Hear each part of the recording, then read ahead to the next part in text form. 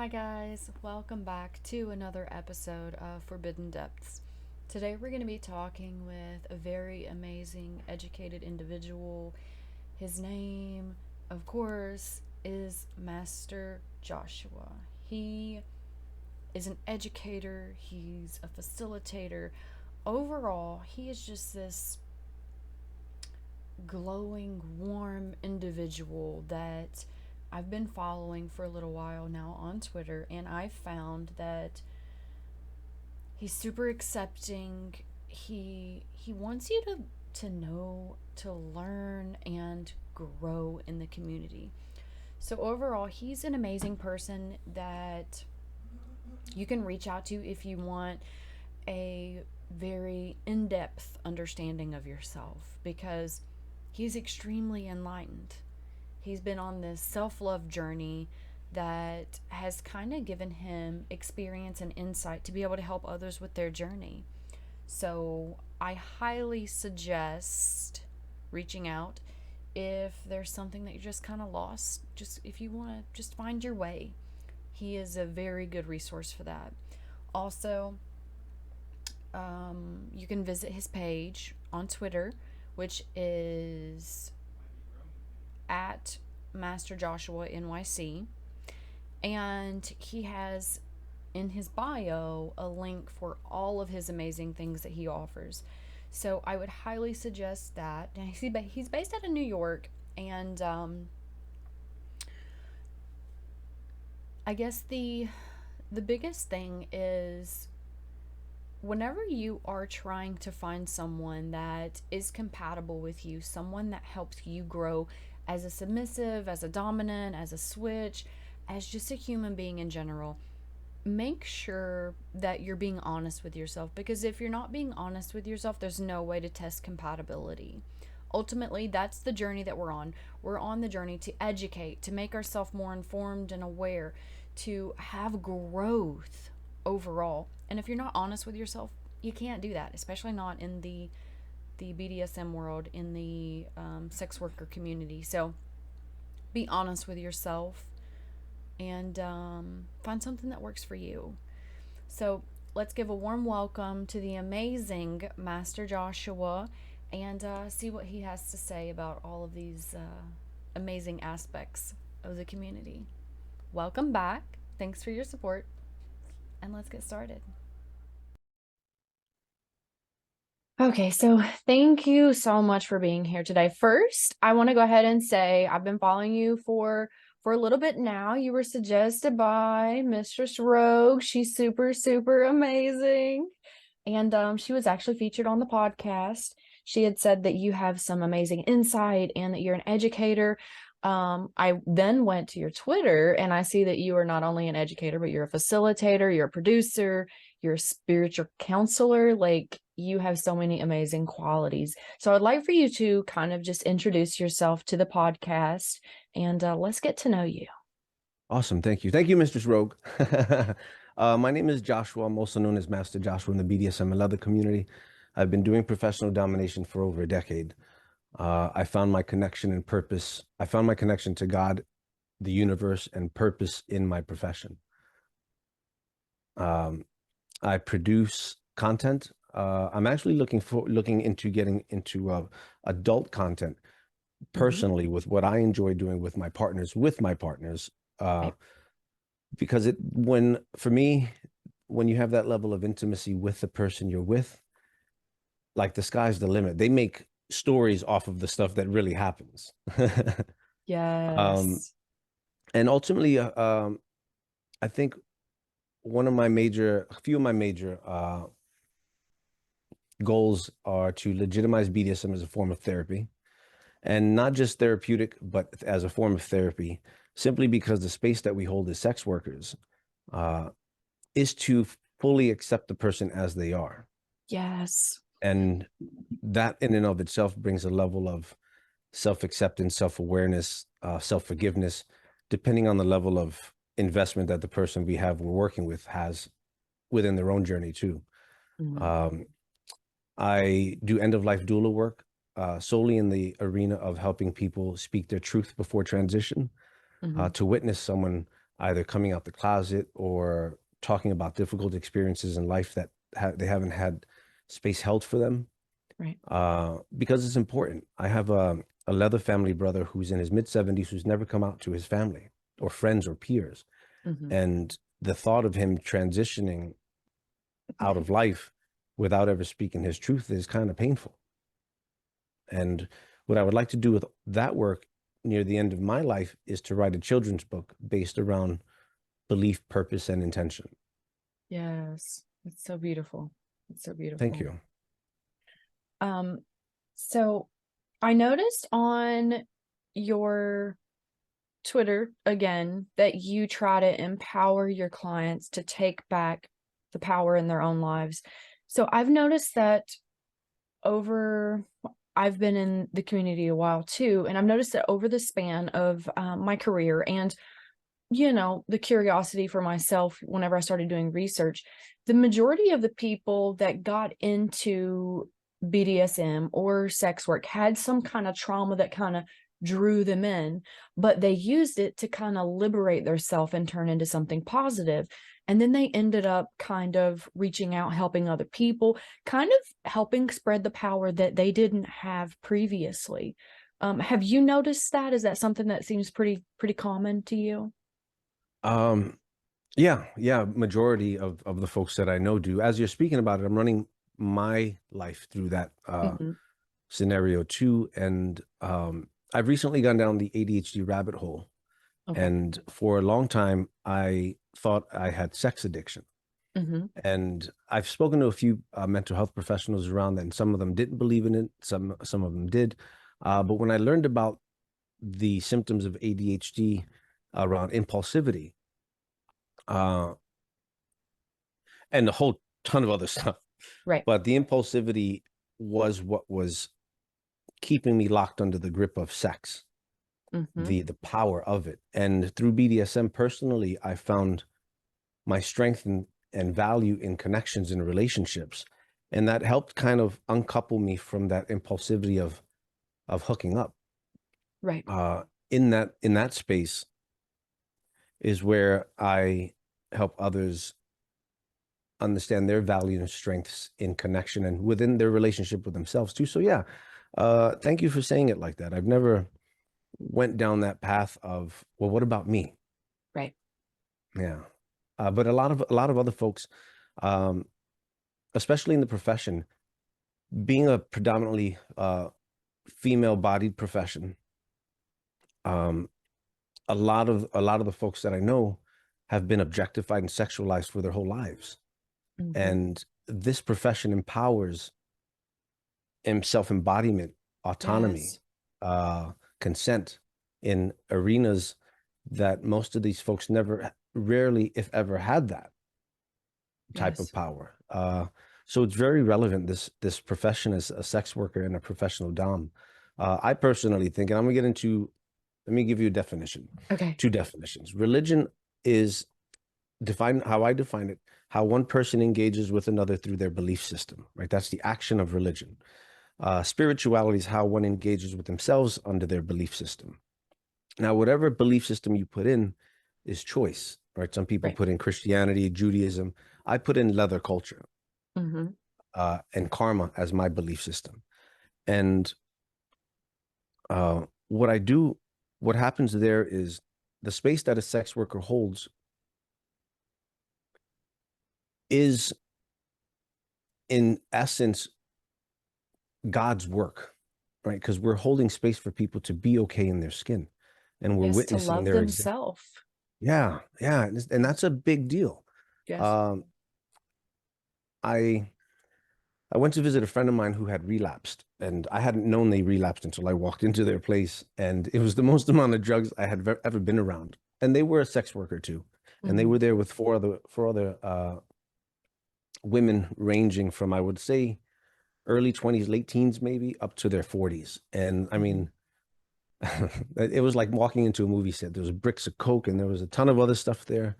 Right. And as I got to sit and talk with them, you could hear the sex work for survival. And Yeah. that's gut wrenching when someone has to sell their body Yes. to to survive. One of my biggest takeaways from that is when sitting with them and talking with them, I had offered them, if they can give me 2 months of sobriety, I'll teach them everything I know. Uh, that never came through. But my biggest takeaway from that was, another thing I would like to do is have like a sex worker sanctuary for those who are Mm. doing sex work for survival, where they can come and rest and Yes, reflect just on life. cleanse themselves. Yeah, yeah, and talk and have conversations. Tell me where you're from. Where have you been? What has life Right, been like? right. Because I see the power that we have. And as I Yes. was talking to them about the power that they have, you could see the struggle in their eyes.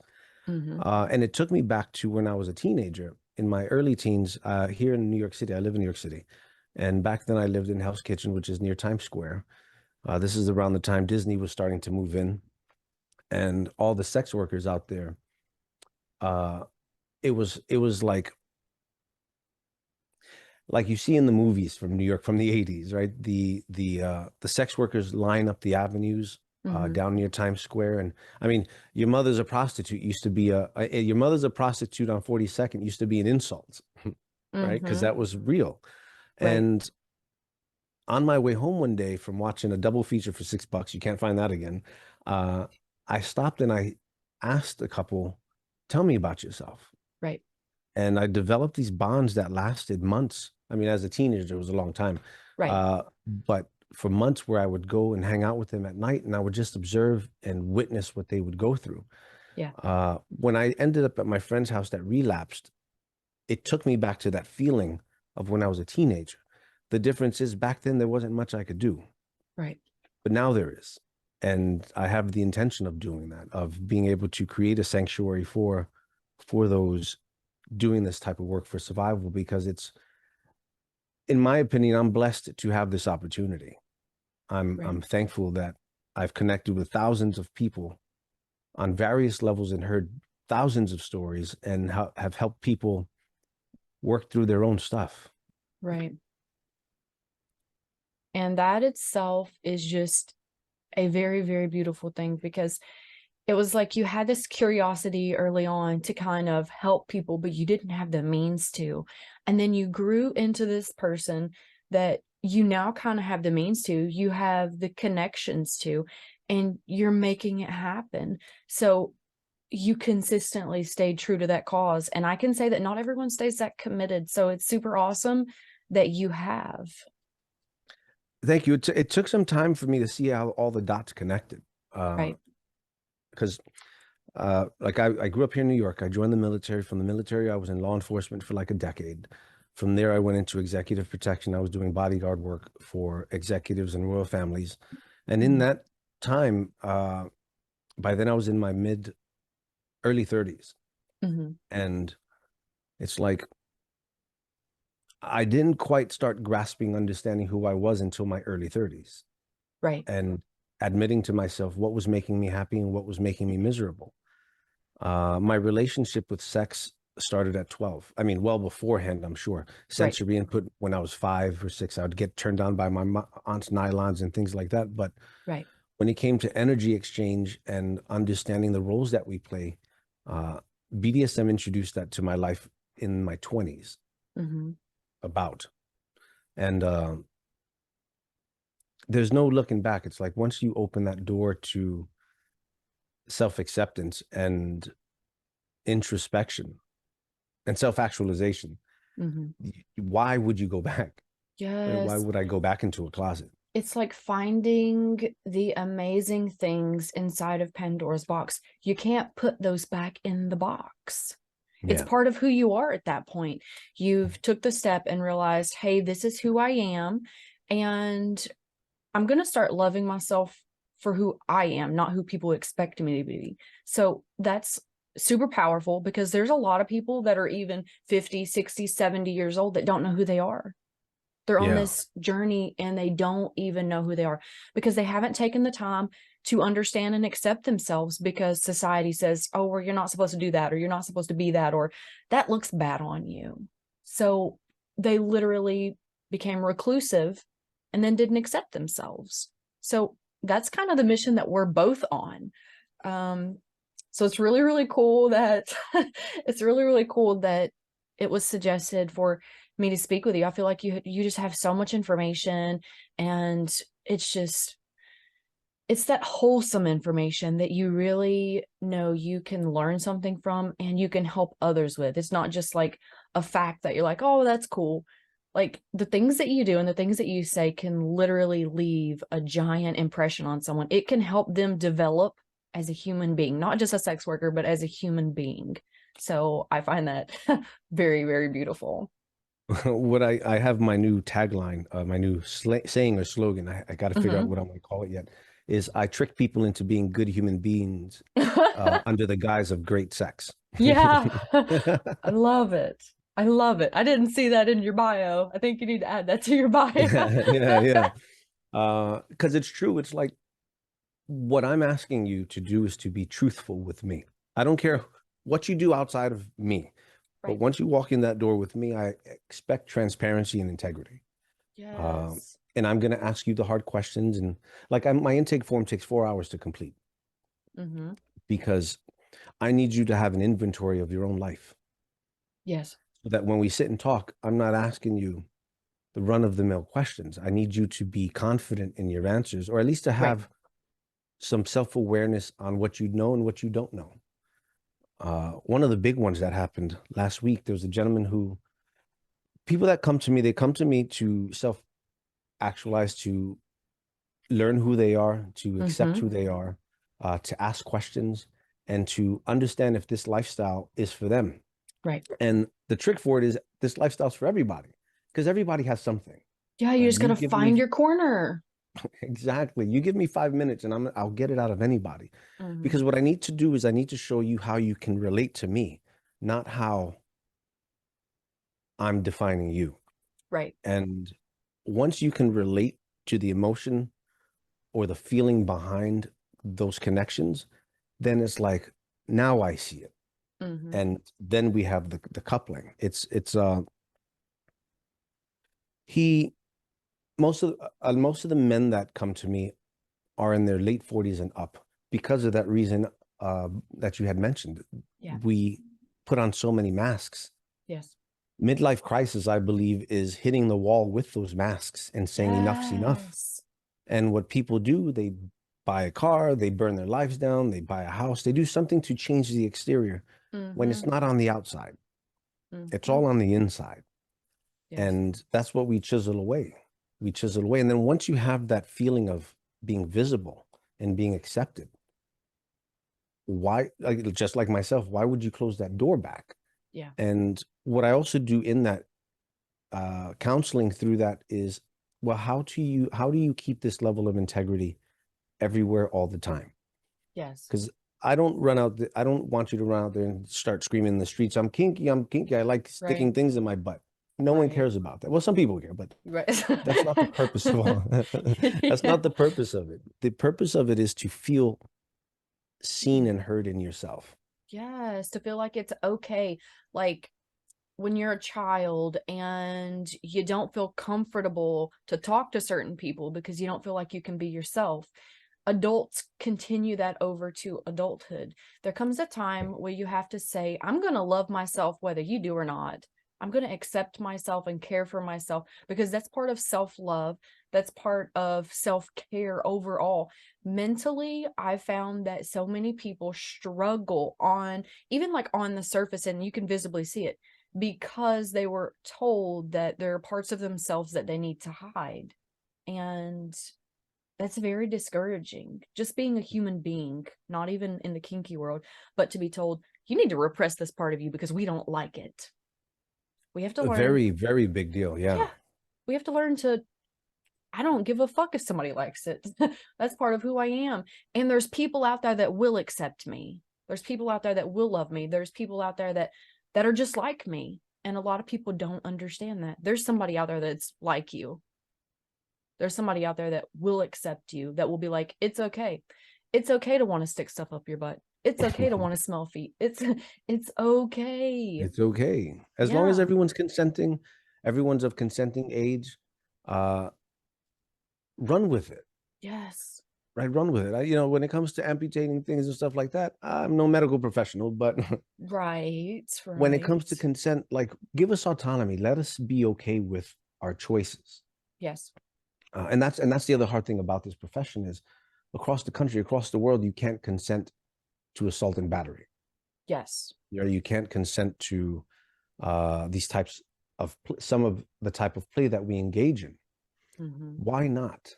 Right? It's Mm-hmm. our choice. For some of us, it's our way to connect with our body, with our spirit. Uh, I have folks who transcend, and not disassociation, Right. but subspace. Like those are hugely different things. Yes. And we need to be okay within our vessel. We need to be okay within this meat spacesuit that we've got a limited time in, because I believe that's our intention here, is to experience our senses and to Yes. connect with other spirits and engage in this thing called life actively. Mm-hmm. That's super beautiful. So that leads me to my next question. When it comes to subspace, how do you view it? Like the moment whenever someone enters that space, how do you describe it? There's so many different ways you can describe it, but I want to know your version.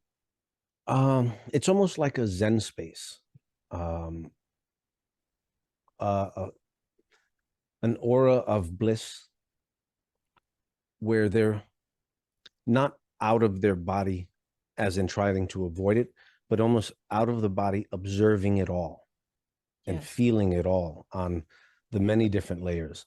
What does it look like? It looks like meditation Mm-hmm. with a smile. Mm-hmm. Uh, for some, there's a lot of emotional release with crying and laughing.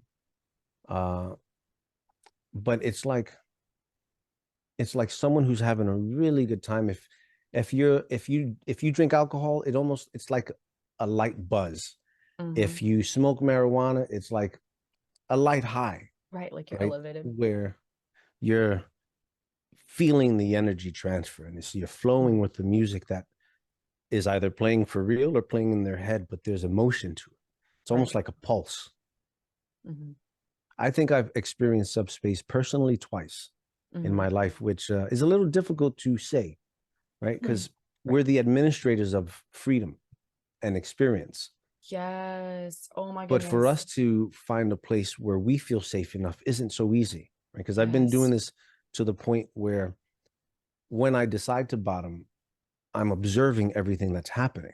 Mm-hmm. And I'm trying not to do that. I want to be able to be present and be in the space with Right. the person as well. Uh, so anyone out there listening that's dominant or that tops all the time, you're not alone, right? These hats can be a real pain in the ass to take off once Yes. you've established this level of responsibility and trust. Really difficult, but Mm-hmm. highly recommended. I almost say it's a must to be able to Yes. experience bottoming and submission to the level that you feel safest in. Most important reason is for compassion and empathy Mm-hmm. for the people you're topping and dominating. If you don't understand the emotional roller coaster that happens with vulnerability like that, you're missing half the exchange. Yes. 100% the overall experience. And that's where I've had a discussion with many people in the past. Some of them amateurs, some of them professionals, and others just kind of civvies. And they have this just kind of twisted, absurd way of thinking when it comes to dominance. They think a dominant can't ever submit. And I'm trying to explain this is not how it actually works. Some people receive the information well, some of them don't. They just deny it through and through. But the majority of the ones that deny it through and through are those that have some kind of like alpha male complex and they think, oh, I got to be hard kind of situations. So I'm really glad you brought that up because that seems to be one of the most, I guess, confused kind of aspects of us as dominants. Like, you don't always have to be this hard ass. You don't always have to be the top. If that's the role you prefer, fine. But if you haven't explored another role, how do you know you don't like it? You know? I think it comes from a lot of insecurity and projected well, especially when it comes to the males, the male-bodied folks, is the toxic masculinity that's ingrained into them. Because Right. 99% of them, I guarantee, they're in some mistress's DM saying, "I don't do this for everyone, but I'll do it for you." Yes. Right? Because that they do it. Yes. They do it. I don't do this all the time, but I'll do it for you. Yeah, stop. Mm-hmm. But a lot of it comes from now. I'll just say dominance as dominance that don't sub or bottom as a whole, regardless of gender. There's a lot of insecurity, Right. and what I like to ask them is, uh, not who hurt you. That popped into my head, but that's not how I ask. But I will ask, when was the last time you bottomed? And they'll Mm-hmm. say, "Oh, I don't bottom." Then why not? Mm-hmm. And see what their response is, because Right. ultimately their response is going to show their character. Mm-hmm. I don't do that. That's for weak people, Yeah. Oh my goodness. That is one of the right? worst. Like people do not understand the amount of power that comes with submission. Like to give yourself to someone like that, you not only have to be vulnerable, but you have to trust them to a certain degree at the very least. And that Yeah, takes a lot. It yeah, takes a lot to give that power, to be able to exchange that confidently, because you're literally trusting this person with your well-being. Like if that doesn't take strength, I don't know what does, because you're trusting someone else with your being. I mean, yeah, that's why a lot of people can't bottom. It's because they don't trust. yeah. It's taken me a while to and my lack of trust came in technique and Mm, ability. It wasn't right, that I don't love or trust my partners. right, It's they're not doing it right. right. Like the technique is off, or they're asking too many times, "How is this?" Or they're not touching enough, or it's like they're too erratic. Like I was too observant of all of that. And Right. the kick in the butt was, well, they have to learn. Yes. Let them learn, and let them learn on you, right? Because this is, you can walk them through what you need. Yes, 100%. And that's where communication comes in.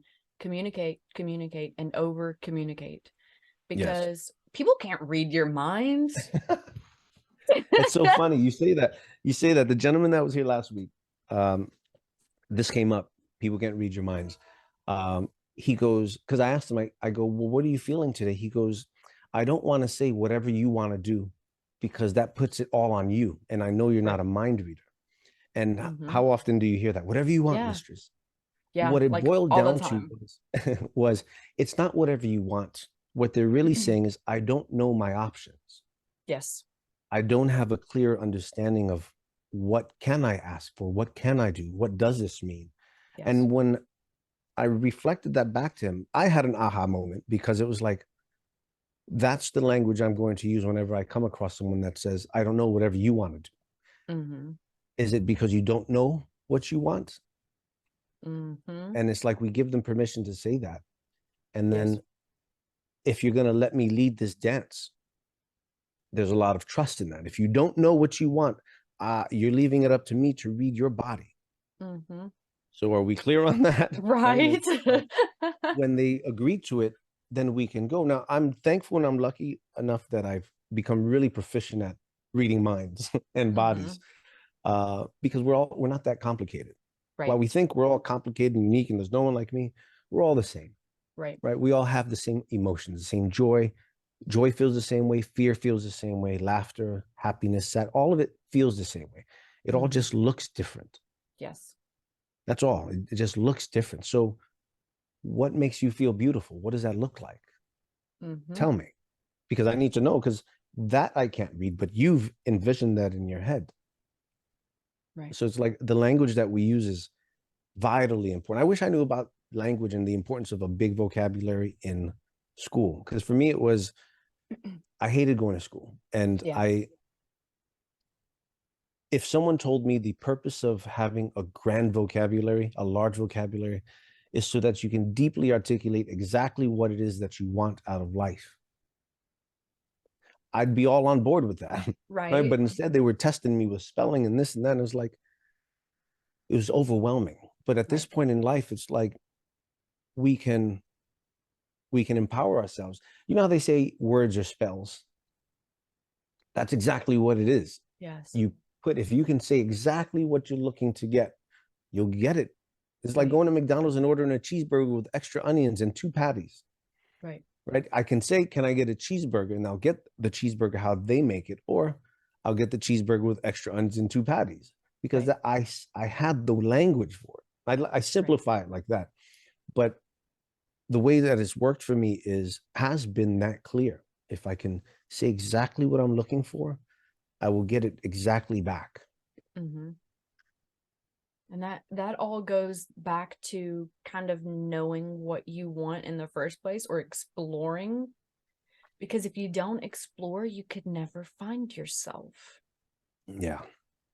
And I think, And that's the importance of sex workers with yes, this journey is, you're not going to tell me that, you're not going to tell me anything that's going to make me blink twice. right. I've heard a lot of shit. I haven't heard Oh, it all, yeah. but I've heard a lot of stuff. Oh, yeah. And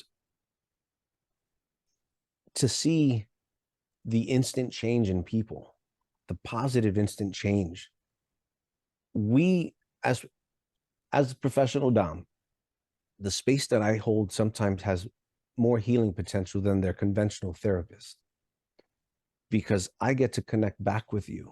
Yes. I get to open my identity up to you. Master Joshua sounds cool on the internet, but when you walk into that door, my name is Joshua, and I'm going to earn the honorific from you Right. through Yes. building trust and through holding space for you. Yes. And my favorite part is when, after we've spent, because after the 4 hour intake, we're going to spend 5 or 6 hours talking Mm-hmm. before we even meet in person. And by the time you walk through that door, I want to have earned enough respect and trust that we're not going to negotiate on what do you want. Do you Right. want a flogging? Do you want a caning? What we're going to negotiate is, what don't you want? And everything else is game. Yes. And I'll walk them through. And it's that's why the intake process is so long, and why we spend 6 hours talking, because once you come into the space, I don't want you to have to think, am I safe? Did Right. he hear me? I want that to be felt in the body, so Yes. that we can spend that time together.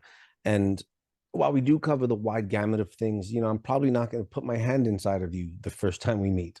Right. I need to understand your energy. I need to understand your intentions, and what is your body saying? What is it ready Right. for?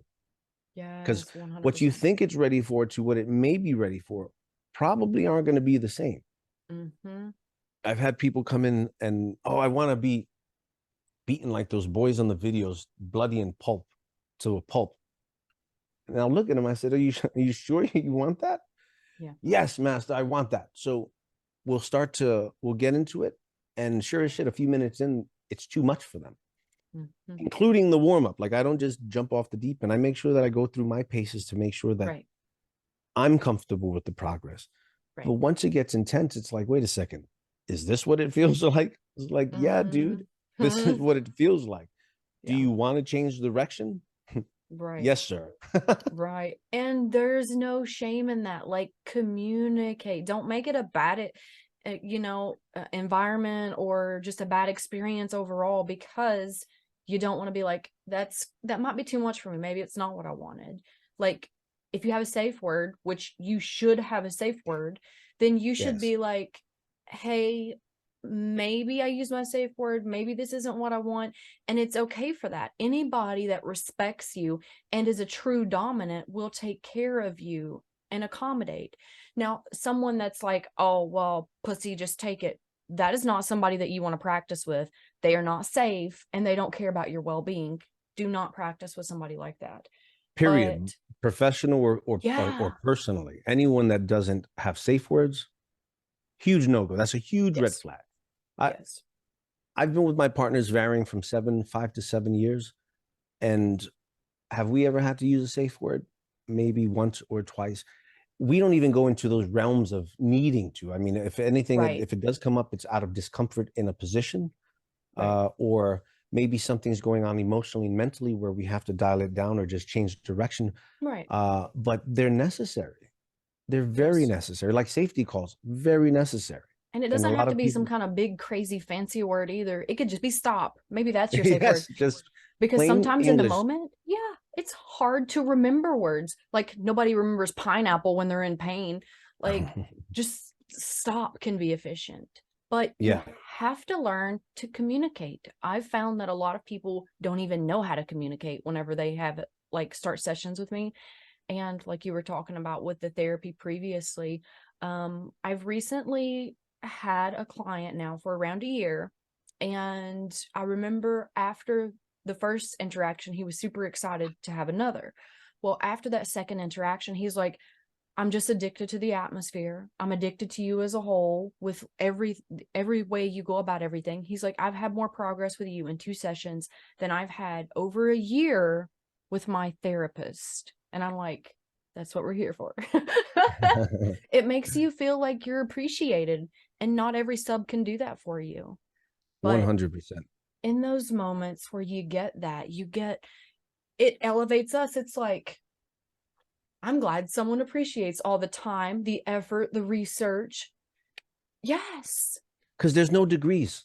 There's no Yeah. one saying, good job, you're doing a great fucking job on your studies. No Yeah. one says that. Yeah. I had suffered imposter syndrome numerous times a year I go through. Mm-hmm. But I was sitting here one time. This is gonna get a little. You'll hear it. And I was sitting by myself. COVID was a year in, and I said, "Man, I wish someone could see all the work that goes into this. I wish Mm-hmm. someone could say they were proud." Yeah. And I set it out into the ether, just here by myself, going through my little imposter syndrome by myself. And fast forward a couple months, it was in June. Fast forward to August or September, and I'm talking to a friend from Arizona who I hadn't spoken to in 3 years, and they're a medium. And I was a hokey pokey on mediums. Like, you believe in ghosts, you don't. You see Right. things, you don't. I haven't seen it, so I don't know. Right. And we were talking about doing some plant medicine journey work out there. I was going to fly out there with two of my partners, and we sit and we do uh, introspection and integration work with clients doing plant-based medicine. Mm-hmm. Um, so we were on the phone talking to my friend 3 years later, hadn't spoken to her in 3 years, and I didn't tell anyone about the imposter syndrome moment I had. And before she hangs up, she goes, Joshua, there's a message for you. And I'm like, shoot. And she goes, there's a voice, a woman telling me that she sees all the work that you're doing and she's proud. My jaw hit the ground, right? Because Yeah.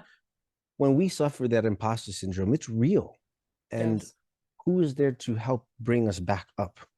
Yeah. Uh, Other sex workers, the other people like us, our clients, Yeah. right? Because they are the proof, they are the evidence. Yes. And it determined that it was my grandmother who sits with me. She died back in the 90s, but Mm-hmm. that return of witnessing, saying, listen, you're good. You're, Right. you're right where you're supposed to be. What I realized a couple months after that is that I lost my fear of time because I found evidence to my belief that there is life after death. So there's no race. What's the rush? There is no rush because we're going somewhere after. Right. And that's what this type of work has put onto my table are permissions to live. Mm-hmm. But imposter syndrome is a real thing.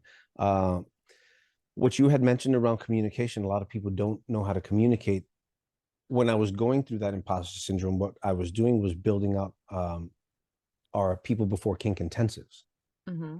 and fleshing it out because I can only work one on one with one person at a time, Right. period. And after doing this for so many years and having this intake form that's ridiculously huge, what we did is we created an intensive called People Before Kink, where we have the attendees, instead of me sitting with the attendee, the client, I'm giving them structured conversation, icebreakers to put them one on one with each other to see what it is to hold space for another person who you don't know Mm-hmm. in conversation that is built around belief, purpose, and intention, and Okay. nothing kink related, but Right. just to show that with some introspective work, with giving someone your undivided attention, you too can create healing for someone Mm-hmm. just by listening and Yes. just by doing the work yourself. Because once you dive in one time deeply, that's another Pandora's box. It's like Mm-hmm. I start to see more of myself, and I start to see how much less other people see me or are Yes. willing to see me. Right. And it's very, very empowering stuff. We ended up, by the time New York City started opening back up, we had launched People Before Kink. Now it's just over a year and a half. We've run through 10 intensives. We have alumni of about 150. Oh, geez, Um, that's nice. we do an online version, which is called Connection Simplified, Mm-hmm. which is for communication. Right. Uh, we Connection Simplified is the fundamental base, the foundational base of all of our intensives, Right. because you need to know yourself, and you need to know how to hold space for someone else if you want to build meaningful connections. Mm-hmm. No one ever taught us this shit. Yeah, no. And it's simple. Just close your mouth and open your ears, Mm-hmm. and then reciprocate. Yes. Because we have to lead by example. I can't ask you Mm-hmm. to do something for me if I'm not willing to show you mine first. I want to throw that out there. Did everybody just hear what he said? I have been preaching this for years. No one hears me. So for someone else to be like, yes, this is how it is, I'm like, whew. The revelation. It's nice. It's nice. Like to hear all of that amazingness. I'm going to tell you guys right now, if you do not follow him on Twitter, at the very least, you need to go do that because he's amazing. You've witnessed it for yourself. He's at Master Joshua NYC on Twitter. Make sure you follow him. And Joshua, that leads me to my next question. So I know we talked a little bit about your past. Whenever you were talking about you having the traumas early on, do you remember what your like earliest traumatic event? Do you remember how old you were when that happened? That's tough because I don't remember a lot of my childhood. Mm, I have my memory's horrible. And trauma in regards to my physical being. I mean, my parents hit me right but mhm. I don't I don't carry that forward with me. Right, yes. Understanding that they were where they were at in their life. I mean, it came to a point where my father hit me once and I got a scratch on my face. Mhm, I was in my teens now. I think I was 12 or 13, maybe 12 or 13. And I went to the police department mhm. because fuck that. And they came and they Right, got in trouble for it. right, And then it stopped at that point. right. Uh, Understanding that they were in their 20s and 30s and 40s too. I don't carry a lot of ill from that. However, now here it goes. My parents were always working, Mhm. and this is where I suffered. Feeling that it's more important to work and work and work and provide food and shelter than intimacy with your children Yes, is a dangerous game to play. And I yes. think that's how I developed my relationship with sex, was because of the absence of intimacy from my parents. Something Right. as simple from saying, come sit on my lap, or give me a hug, Mhm, or lay your head on my lap. mhm, Simple things like that, I think, is what put me down the road that I went around sexual relations. mhm. I don't, and to say I was abused sexually or taken advantage of, I was curious from a young age, Right, and I played house and doctor with other neighbors' kids. As right. I got older into my teens, there were older people, not much older, maybe I won't even say up to 10 years older, who were showing me things or Right, doing things with and to me that I enjoyed. right. And this is where the conflict lies of morality, right? Mhm, What is right? What was wrong? What right. was I going through? Do I blame myself? No, I was curious and I enjoyed it. Yes. And looking back on it, I had a say so. Right, That's my own journey. right. There's millions of people out there who had no say so in that. Yes. I do not have that same experience Right. that I can recall, Right. because I have so much absence in my memory. But trauma's I think that was one of the most impactful things from my earlier years. Now, having starting having sex at 12, the first HIV test I got was at 16. Mm-hmm. That's some traumatic shit. Yeah. Another trauma, being a dad at 18 and going through family court to Yeah. get custody and child and visitation. That's traumatic. Yes. Why should an 18-year-old have to go through something like that by themselves? I understand I made choices and she got pregnant. Here we are. But there's a lot of emotional, mental stress that is associated with, all I want to do is see my daughter. Yes. And there's no one helping me, and I'm the bad guy because I'm a guy. This was family court back in the 90s.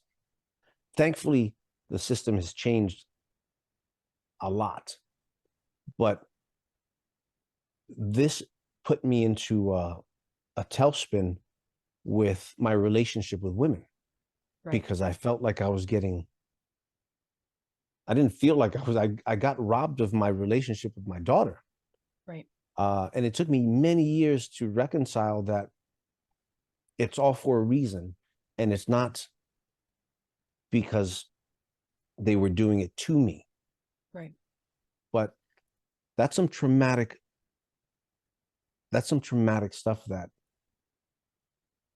I rarely ever have spoken about, aside from those 15 years that I was going through the court system. Right. Nowhere was I asked, how are you doing? Yes. And that's the hard part about being a male-bodied person in this culture, in this lifestyle, in this country, in this world. No one asks, how are you doing? And they try to repress it. Oh God, yeah. They want you to think that you don't have emotions, that you shouldn't express emotions, that you should just be this tough guy. And I think that's where a lot of the toxic qualities kind of seep over, and people attach to those, and then they use them to identify themselves. And males do have emotions. They do have mental breakdowns. They do get overwhelmed. Like, it is okay. You're human. Like, if you're human, it doesn't matter what you are, doesn't matter what kind of body you have. If you're human, you're human. Yes. Yes, very much, very much. I'm on TikTok quite a bit, and I listen to what a lot of these guys are saying on there. There was one video today about vulnerability is a weakness in men, because women will look down on you if you have emotions that are sad. And it blew my mind. It's like, why why are they on here talking that stuff? It's like, if a person isn't going to accept you for having feelings, then they're not the person for you. Yes, 100%. Find someone who's going to hold that space and say, look, come and cry. It's okay. And it sounds like they need therapy themselves. Oh, yes, yes, yes, very much, very much. Because that's all part of the human experience, is connections and holding space and processing. Like, people throw the word processing around like it's some big mystery, something or another. All processing is sitting with someone and talking through your experience right here, right now. Your past experiences right here, right now. Because if you process in your mind, you're going to stay with those same emotions from when the experience happened.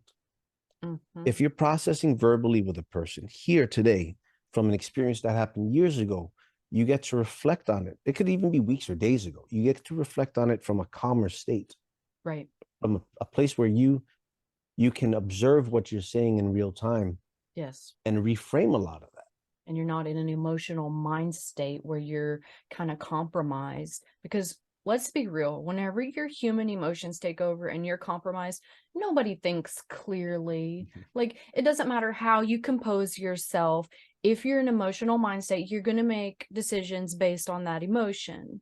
Like, if you're secretly, angry with someone, Most people do some kind of little spiteful like jab. Like that's part of being human. You're compromised. And it's okay to be like, hey, I'm having a human moment. Let me go ahead and take a step back, collect myself, and then reapproach. That's the best way to do it. Like, Yeah. don't think that you have to be like this robot, because nobody is a robot. That's because it's not real. Yeah. It's not real. Be okay having like um mental health disorders. This is going to get a little controversial. I Mm-hmm. think there is not one person out there that doesn't have something going on in their mind. And I really don't like the word disorder, or Right. because you're going through something that not everyone is experiencing. So you should be ostracized and medicated Yeah. Yeah. No. to conform. No, let's see how we can address it so that you can Yes. work through it. Acceptance and being able to confront it head on. Like, you can literally find power within something. That's like different people have different talents. It's the same thing. Like, you have Yes. to know what it takes to be able to address that. Just like somebody that's good at, maybe they're good with music, maybe they're this very artistic person, maybe these other people are, not as artistic, maybe they can't paint, maybe they can't draw, but maybe they can write, they have the power of words. So you can't judge yourself by someone else's talents. Absolutely. No, you're 100% spot on with that. Absolutely. That's where, like, I think most people just don't understand that it's okay to be different. In the BDSM community and in sex work in general, like, your differences are what make people drawn to you. So you need to embrace and love those, because once you have the confidence in that role and you've embraced yourself, so many more people are going to flock to you. They're going to find you, they're going to sought you out because you draw them. It's one of those things that you have to find yourself and love yourself first, and then they'll just come to you. Like, Yeah. it seems like that's like, this big grand scheme of make believe that doesn't happen, but I'm going to tell you it does happen. just like just like with Joshua, there are people now by word of mouth that are looking for him to help them because of his talents. So if you really want to make your people, your collective audience, be yourself. And you got to find out what that is. Yes. You got to say yes to more things, and within reason, as long as you're not Mm-hmm. compromising your moral Yes. identity, say Yes. yes. Right? 100%. I don't know if this I'm scared of that. Fucking do it, Yes. because you need Embrace contrast. it. Embrace it. You need contrast. Not everything's gonna go well. Mm-hmm. Like one of my daughters, she's 22, 23. She just turned 23. And one of the conversations we've had is, why is life so difficult? Mm, And it's like, life is difficult because you need contrast. You need to know what you like and what you want and what you need and yeah. what you don't. And without the bad, you can't There have the is no polar good. opposite. Yeah. Yeah. Yeah. And I don't Yeah. think we would appreciate it as much either if you don't have those days where you feel like you're just, trudging through this mud pit. Whenever you finally get to the other side and you like have this big giant open field, do you really appreciate it as much? Like, Exactly. you have to have some kind of comparison, which kind of leads me back to, I want to talk about kink again for a bit. So we were talking about safe words, and we were talking about kind of our own interests. Do you have any particular kinks that is just more appealing to you than others, like a favorite, maybe top 5? And is there any kinks that are on your hard limits or soft limits list that you just are not okay with? Uh so let's do the top five first. Okay. Right down to five. So as a top, I enjoy impact. Mm-hmm. I enjoy fisting. A lot of my personal energy is very sexual. Mm-hmm. Understanding that BDSM and sex aren't the same, and Right. you can have one without the other. Yes. And a lot of times you have one without the other. Uh, Yes. as a top, I enjoy impact, cathartic impact, with the idea of some sort of energy release or transcendent experience. Mm-hmm. I enjoy fisting because there's nothing much more intimate than that. Right. Um, I have started getting into, well, I can't say started anymore, but the sadistic side has is erotic for me. Mm-hmm. Sadism and inflicting pain on partners for their response is something that is near and dear to me. Mm-hmm. Um, Bondage, I got into, I stayed away from bondage for a long time because this shit was boring. You watch someone do Yeah. their little rope and it's like, ta-da, I did rope. And it's like, well, what about your bottom? They look bored. So I Right. stayed away from it for a long time until I met and I hosted a gentleman by the name David de la Greca from Italy, Mm-hmm. who showed me the importance of connection through rope and Mm-hmm. how to do it. And when I clicked, it became a thing because when I'm intimate with a person, I want to seduce you. I Right. want you to feel beautiful. I want you to say yes, more and more. And then I can pull the plug in my Right. sadistic space. But it's become a very enjoyable and um, intimate kink for me. Mm-hmm. That's for water sports. I love water sports. Okay. On the body, in the body, giving, receiving. Uh, as the top, giving. As the bottom, I enjoy being fisted. I enjoy water sports. Uh, Body fluids. I enjoy, except like vomit. I Right. cannot. There's the odor that just is too much. Uh, Mm-hmm. Now, because I'm leaving out scat because people here won't hear me say that. Now, when I don't do it for the enjoyment, but I have no issues with it happen. Right. Meaning, with all the butt stuff that I do, I Yeah. have to be comfortable with shit happening. Yeah. Should To it some happen degree. Right. to some degree, right? So Right. I don't say that's a hard limit because it's not. Right. And that's the thing people have to reframe is, are you into it? Doesn't have to be, yes, shit on my chest. It could also be, if it happens, we can clean up and keep moving because it Yes. doesn't end the 100%. scene, Mm-hmm. right? So reframing that relationship with that body material Right. is important. Right. Bottoming. What else do I like with bottoming? Tickling. I love being tickled. I love being tickled. I was just talking with my partner yesterday. I want to get bound to the point where they tickle me and I pee myself Mm-hmm. because I love that release of laughter and Mm-hmm. tension. Um, Foot worship as a top and a bottom too. Mm-hmm. I enjoy footwear. I love high heels. I probably have more high heels than my partner does. Mm-hmm. Because I just love the feel of heels. It's Mm-hmm. very, it pulls a lot of that feminine energy out of me. It's very dominant Right. and very sexual. Yes. Um, so I think that those are the few that come off the top of my mind.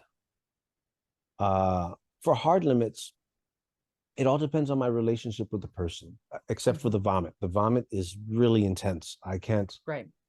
the smell alone. But like diaper play, there Mm-hmm. was a gentleman who hired me to do forced enemas into diapers. Mm-hmm. So, as a sex worker, do shit that you enjoy doing. No money should put you into a position where you don't want to do it because you will regret it. Right. Now, not to say I was traumatized by the diaper thing, but that shit was really a negative experience for me. Right. But I had to try it. I had to see Yes. if I was okay with it or not. And Mm-hmm. there's just there's just something about someone who I'm not connected Mm-hmm. to have their body fluids on me. I hate how men smell. Another Mm-hmm. hard limit is smelly men because men Yeah. men smell. Yeah. Shower men. I don't want to smell. I don't want to. I don't want to smell you. I don't Mm-hmm. want to smell. Um, I'd really have to think about the hard limits and soft limits. I think a lot of it revolves around my relationship with the person Mm-hmm. and So how you much have to be respect am I getting. right, the connection basically. The more connected you are, the less limits you have. Is that kind of how it is? 100%. Yeah. 100%. The deeper the connection, the wilder the stuff. Like, Yeah.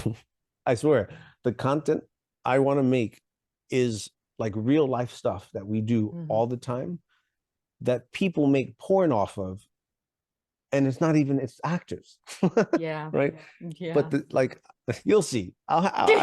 You'll see. I look forward to it. I imagine anything that's going to have you, and it's going to be super amazing. Yeah, So I'll I keep an eye have out for one it. on X videos that it was strictly BDSM. Hmm. I'll send you the link. I'll probably put it up Okay. on Twitter again, to show people what BDSM can look like when it's not sex. Hmm. Which And is also a beautiful thing. Like, I think a lot of people get confused and think that there's like this non-existent line that everybody that does BDSM has sex, and everybody that has sex in the sex work community, they do the BDSM, and that's not how it works. Like, no, in my experience, I'll get a lot of people reaching out to me, inquiries that are like, I see that you're a pro dom, but that means that you do girlfriend experience sex stuff too, right? No, it does not. Like, you're talking about escort stuff. Nowhere in any of my work does it say I'm an escort. It says I'm a pro dom. yeah, But they're like, well, that doesn't matter. They go hand in hand. No, they don't. no, they don't. No. Like, and I think that's why a lot of people more or less try to push boundaries too. Don't do that to anyone. If something is set, like this is how the session is going to go, don't push boundaries. It doesn't matter if it's a male, a female, it doesn't matter if it's a sub, a dom. Don't push boundaries. Yeah, That's a safety issue. or renegotiate mid-scene. Yes, but that comes back to communication. Always communicate. Yeah. Now it's funny because don't let it sound like I'm speaking from a high column, because I was with a friend of mine who she's a pro dom out in Pennsylvania. We've been doing this for the same amount of time, Okay. and I went to visit her for her birthday, and she hadn't bottomed ever. Hmm. Uh, and with the time we spent talking, we negotiated switching. I'll Okay. bottom for you first, and then you bottom for me. And in the middle of it, I was like, ah, like, can we add more things? Because you have no idea how, until you bottom, until you go through the experience, it's easier said than done. And we Yes. laughed about it because, of course, we're not going to do it. But I can understand the drive of. Now, what that's telling you is book another session. Hmm. Come back. Because Yes. now you And have more information to negotiate with. yes, that rapport. Like, you develop a relationship, and most people don't understand these are real relationships. This isn't Yes. like just a drop in the hat kind of, maybe you only want to do it one time your entire life. But I'm going to tell you, if it's for you, this isn't going to be the first, this isn't going to be the last, this isn't going to be one of those, oh well, I've had enough. No, if this is the right kind of experience and environment for you, you're going to want to come back. Maybe you need to search and find a different playmate, but you're going to want to be back. Yeah. So the developed relationship is what makes it be even better. Just like we were talking about with you, your connections make you more open to try more things, to have more involved things. And I found that to be true in any relationship. Like, if you build rapport and say you're a client for somebody for a year, you're going to have better experiences at that year mark than you do that first session could ever bring to you. Yeah, it's like, oh my God, I can't believe all these no's turns to yeses. Yes. Yes. And Yeah, that growth and is a like beautiful you said, thing. around the connections, most of my clients, whether I've worked with them once or continuously, they're they're established friendships, connections, right? Friendship is relative, Right. but there's established connections of trust. Yes. My slave Mary started off as a client, Hmm. and we worked together for a year. And watching her put all that effort and time into her own development, it was like she was following my word to a T and succeeding time after time after time. She got like 4 promotions at work, Mhm. offer anxiety medication, reconciling, relate. Like she's really taken the power of her journey and put it into her life moving out. Mhm. And now this doesn't happen with everyone Right. uh, at all. Like, but the power of commitment to herself was very validating to me. Right. And when I find people like that, this one in particular, we grew closer Right. because I'm not rarely do I engage in transactional sessions. Mhm. I'm going to need you to invest time into me before you get my body, Right. access to my body and my time, Right. because I have arthritis, I get tennis elbow, right? My back hurts, Right. my knees hurt, Yeah. and it takes a toll on our bodies as sex workers. That's Yes. something to keep in mind is the dollar you're getting worth the energy you're putting out and Mhm. the impact it's having on your body, your mind, and your spirit long term. Yes. For sure. Like your well-being all around. You have to realize that these people, it's not just a job for them, it's a life. Yeah. So it's one of those things where you have to consider when you're approaching them, would I do the same for them? Mm. Would I Would feel I like do the my same? time is appreciated? Would I feel like I'm valued? So if in that moment you feel like, no, this person is like random, they're a stranger, I wouldn't let them do that to me. I wouldn't give my time to them like that. Then maybe you shouldn't be there. Yes. Yeah, So that's a big deal. for me, that comes back to strengths as a sex worker. So that leads me to my next question. What do you feel like the strengths, like the pros to being a sex worker are, and the strengths that you need to possess in order to be successful? The pros, I've the way that I've affected people's lives, Mhm. the return, the gratitude I've received, uh, and the blessings from the universe that come with Mhm. it, those are the pros, right? That I know that karma is watching me, Mhm. that I'm doing the best that I can to for the people I'm working with. Right. Uh, is the pro. I get to read the messages they send me. Mhm. Uh, the trust that is instilled in me is a pro. There was a woman that came to me who was diagnosed with cancer, Mhm. and there's a huge level of responsibility, Oh yeah. and with great power comes great response. Like that's why I have Spider-Man. Like I Yeah. this stuff is like a big deal for me. So she came to me with her husband and said, I was diagnosed with cancer and I just want to feel beautiful one more time. Aw. And it's like the weight of the world is on my shoulders because this woman asked me to help her feel a way that I have no context in, limited Yes. context, Well, but is trusting me to know and to steer that ship. And on the other side of it, she was extremely thankful. Thankfully, she survived cancer. Totally everything turned left and she's great. She's pursuing her lifestyle and career and all this stuff and is fantastic. But before that, there's a lot of weight that goes onto our shoulders, at least the way I took mhm. on to my shoulders Oh yes. of I want her to feel beautiful. Right. And again, the fulfillment I got is the pro is is like, wow.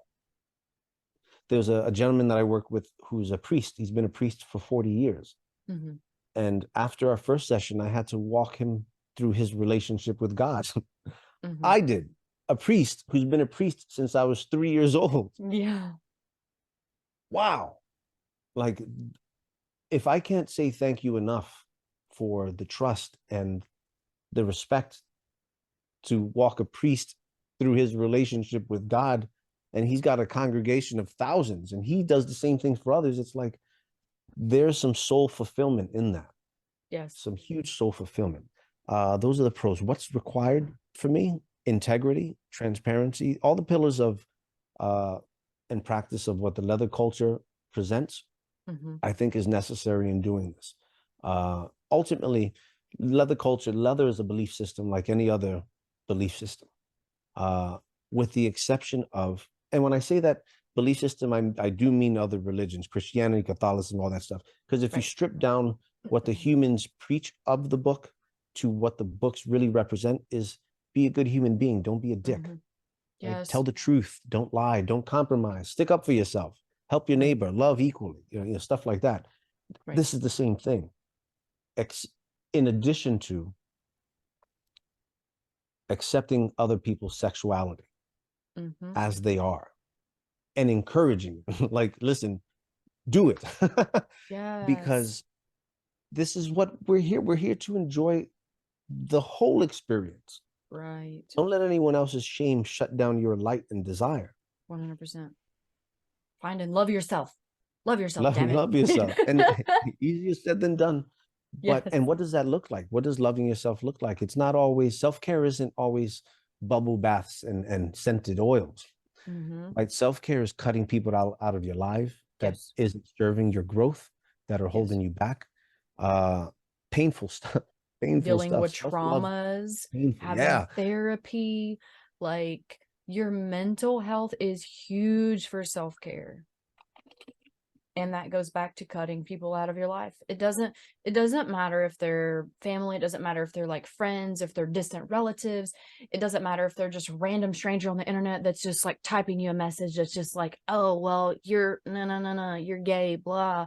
No, it's cutting all of those people out so that you can be a better human, because those people are Another, holding you back. oh yeah, yes. Another thing, a big one about self-love that I discovered, it's been such a long year. I think it was earlier this year. So I'm a big proponent for uh, different type of chemicals.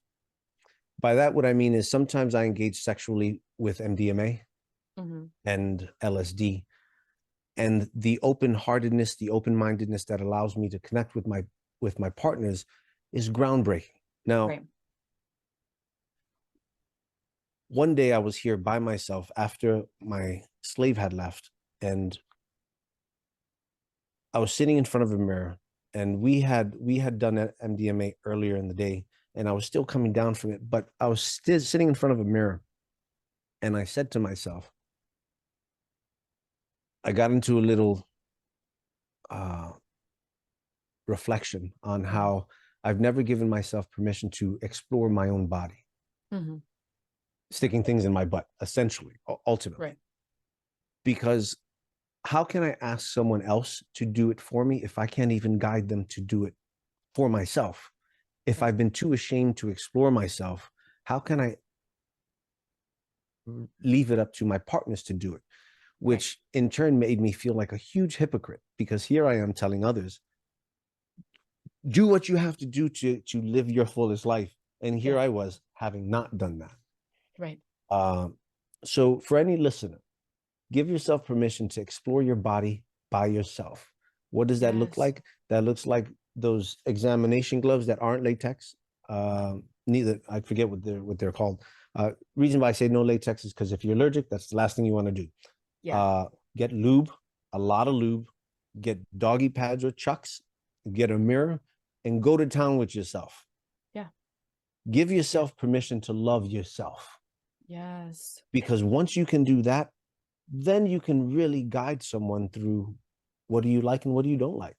And that's head to toe. Yes. That's head to toe. 100%. Just give yourself permission to feel yourself. Yeah. Because how are you going to know you like being tickled if you don't get tickled? Yeah. Yeah. It's one of those things that it's okay to experience things just to see if you like it. If you do, then cool, do it again. If you don't, then cool, you did it to see. But you have to do it in order to know. Yes. So, Joshua, that brings me to my next question. Have you ever in sex work, in BDSM, in anything that pertains to your journey. Have you experienced a dangerous situation where you felt your health was at risk, whether that be your mental or your physical health? One time, I'm sure there's a few, but there's one that comes into mind. This is why I mentioned the safety call earlier. Essentially, a safety call is telling someone where you're going and how long you'll be there. You don't have to necessarily say what you're going to be doing, but you Right. need the name of the person you're with, the address, the phone number, and a picture of the person you're going to see. If Mhm. you're going to their house from 12 to 3, tell your friend, your safety call, listen, I'm going to be there from 12 to 3. If I don't call you back by 3:15, give them this information, the Yeah. picture, the name, the phone number, and the address, and say that you have a safety concern, a welfare check at Right. this address for me. Vitally important, no matter how long you've been playing with someone, if they're new, if you've been playing with them for 30 years. Reason being, I was doing suspension. I tied someone up, bald gag, blindfolded, hooded, all that stuff. Mhm. And when I went to stand, I almost passed out. Mhm. Now imagine if I passed out and banged my head, this person's restrained and they can't get out. That's Yes. two bad situations.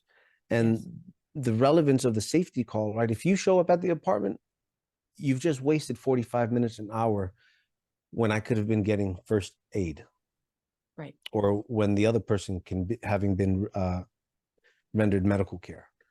Yes. So having first responders go is vitally important because safety matters. Safety Mhm. on all degrees. If it's for personal protection, right? What if the person's a serial killer? If you Yes. show up at the door, now he's got two bodies, Right. right? Yeah. So that's one that happened. That was like a medical situation. Mhm. Physical, like if things around threats or violence, where I felt unsafe in those scenarios, I can't, off the top of my head, I can't recall. Mhm. Well, I'm glad that you don't have that many experiences.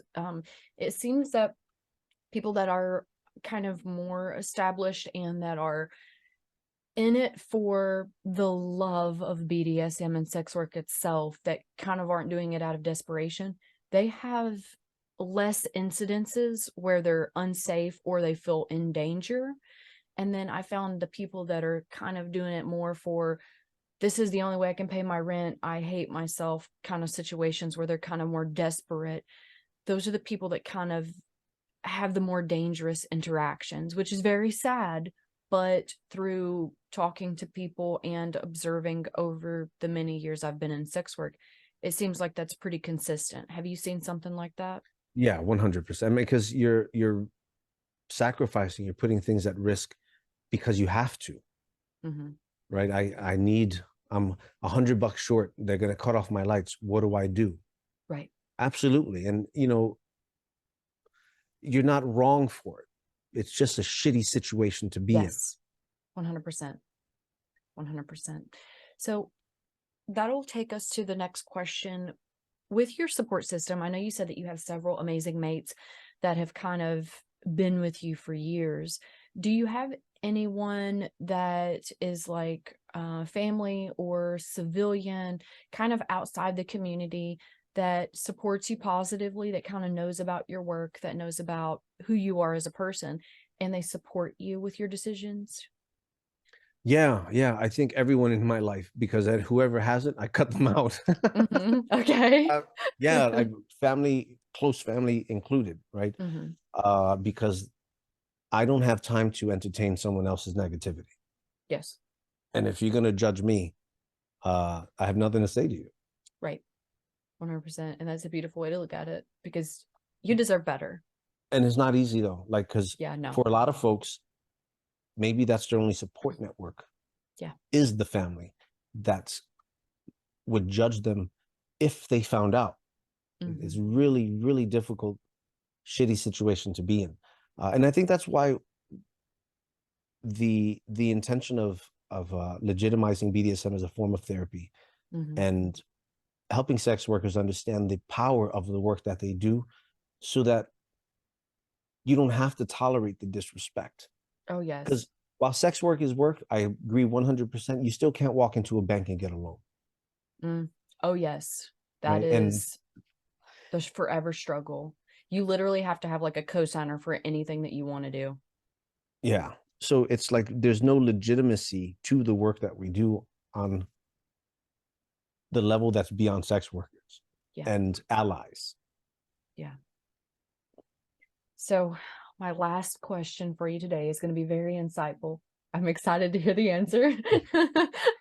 Okay, so um whenever it comes to the balance between work and real life, we all have to find the balance. Tell me how you do that for you. Hmm. It's a tough one. Because while I don't believe in 24/7 lifestyle existence, sometimes that's what it feels like. Yeah. Uh, because I'm more than a pro dom, Mm-hmm. right? The things that I want to do in my life, the roles that I play, is this my profession? 100%. It's also my lifestyle. Right. BDSM and leather is my lifestyle. It's how I engage. I identify as a leather sexual, meaning Mm-hmm. if you are a good person and you don't even have to know what the leather culture is, but if you Mm-hmm. follow the fundamentals of being a good person, right? Don't be a dick, be kind, be open-hearted, Yeah. accept people. I'll probably want to fuck you because it's like Right. that's what I'm drawn to. Yeah. I govern my life off of what I've learned through this lifestyle. Mm-hmm. Uh, how do I shut it off, or how do I separate the profession? The profession, I actually dive a lot deeper in it professionally because I'm working with you, Right. but you're the focal point. Right. In my personal side, it's a dictatorship. Uh, I have goals. I found my purpose in life in my late 30s. I'm not sacrificing myself for anyone at this point. Yeah. Right. Uh, my goals and my missions are my priority. Everyone on my ship has to be rowing the same way. Mm-hmm. If you're not rowing the same way, you're not on my boat. Resistance. Right. Not on my boat. Like I've recently, over the last month, I've lost 2 relationships, intimate relationships, because of that. Mm-hmm. Uh, we're not on the same page anymore, and I Right. can't sacrifice myself anymore to where we're at. Right. Uh, I guess sex work doesn't dictate my life or my relationships, but what it has given me was a better understanding of my value. Mm-hmm. And that process, the way I function, is heavily affected by all of my experiences within this lifestyle and profession, especially the profession, Right. because I have to walk the walk that I'm talking to these people. I have to. Mm-hmm. And there's not an off switch for that. There's not an off switch on character. I Right. don't go to places and I don't talk. I hate talking about BDSM. I hate talking passively about it. It's like there's so much other shit to talk about. I don't Mm-hmm. care what you're into. I Right. have no fucks about what you Right. enjoy in the bedroom, Right. unless we're in the bedroom and we're about to do it or we're Right. negotiating. Outside of that, I don't want to hear anything about it Right. because And it's not like it matters. it doesn't matter. Like It doesn't matter. it doesn't pertain to the situation. And like I found a lot of people have this kinds of instant gratification when it comes to those things. So they like to like have small talk about it, engage in small talk, and they're like, "Oh yeah, I'm kinky." And then you're like, um let's look at perception because your kinky and my kinky are probably two different things.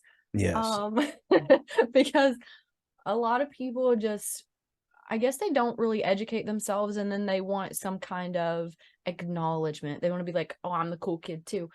Like it's not about being the cool kid. It's about finding yourself. It becomes part of their identity. Yeah. I'm kinky. It's like I was talking about this with one of my partners last night. We're working on a few educational tracks. BDSM and healing is a big one, and Mm-hmm. BDSM is therapy. She's a therapist, so we sit and we Oh, talk about nice. all these angles about just the importance of the work. And Mm-hmm. one of the things I'm working on is the intersection of BDSM, kink and fetish, and and I bring in leather because of the sexual acceptance in that belief system. But I'm pretty sure, as I tease this stuff out, I'm pretty sure you can put any belief system, because that your belief system is what governs your relationships, Right. Yeah. whatever that is. Kink and fetishes are things that you enjoy Yes. feeling and experiencing. BDSM is engagement with another person, right? Mm-hmm. So there's a big Venn diagram I'm creating out of this. And what we were talking about is how people identify as kinksters. And it's like, I believe everyone is kinky. So you can't, and by that, everyone's into something. But Right. the word kink is a very common thing. It's like, what are you into that you think most people aren't into? Right. And everybody has something. So Mm-hmm. being kinky isn't a social marker for me. Right. It's like, that's the shit that you like doing and having done to your body. Who cares? Right. I don't care unless I'm doing it to you. Right. I Right. don't care. I don't care. Or if that's the conversation at hand, if that's the intention behind the time we're spending, I can talk about it till the Right. cows come home. But I don't, it's like, that's not important for me anymore. I'm curious about, tell me something you wish people knew about you. Yeah. What do you believe happens? What do you believe happens after you die? Where do you Right. think we came from? Like, that's the shit I want to talk about. Right. Existential stuff, not, oh, I like to get spanked. It's like, cool. Yeah. Like, I feel like so many people are so repressed that they don't have someone that they can have a conversation like that to. So it's kind of like the newness of the situation. Like, oh, let me unload all of my secrets on this person, or let me test the waters and see how they feel about this. That's a fair approach. And I can understand that, especially for folks who don't have a big outlet for that. Mhm. Whenever I come across that, what I try to do is reframe it uh, so that they can apply some value to what it is that they're sharing. Yeah. Like, Right. how do you embrace it as identity, as a part of you, and integrate not the kink, but the need to be able to trust someone to communicate it. Yes. So what are you doing about that? Yes. Because you should be comfortable and confident with that journey. Like, Yeah. you should be okay enough to admit it to yourself. This is my desire. This is me. I love myself so much so that you don't care whether someone that's listening is going to accept it. And at that point, it's not going to be one of those new kind of flashy things. At that point, it's just part of you.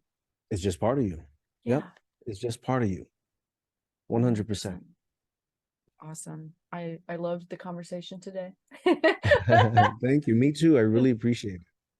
I'm gonna go ahead and let you go because I know that you have all these amazing things that you need to be doing. I do want to remind everyone on the podcast, if you don't follow Master Joshua on Twitter, do so. Again, that's at Master Joshua NYC. Also, I will leave his links in the bio of the interview today. And thank you, Joshua, so much for being a guest on Forbidden Depths today. It was very insightful, very educational, and I loved having you. My pleasure. If I can just throw one more thing in there for Yeah. any of the listeners, I offer free 30-minute consultations just to have space to talk about things. If any of your listeners would like to, you can visit masterjoshua.com. I have an intake form, a contact form there, and touch base with me. Let me know where you heard about me from, and we can set up a 30-minute, because ultimately people come to me to figure out how they can engage in this lifestyle, or is it even for them? Right. And I believe this journey should be accessible to those who are ready to do the work. Yes. So 100%. I would be more than happy to sit down with anyone who is looking to understand how this falls into their journey. That's amazing. There's your New Year's resolution, everyone. There's your New Year's resolution. Reach out to Master Joshua and find some kind of self-love, some kind of self-growth. Find a way to accept yourself. Here's your opportunity for the new year to love yourself more. Reach out. Because we Yes. both know you Yes. want to. Thank you so Thank you so much. much. I'll catch you guys on the next podcast. Thanks again for supporting the channel, and I hope you guys have an amazing day.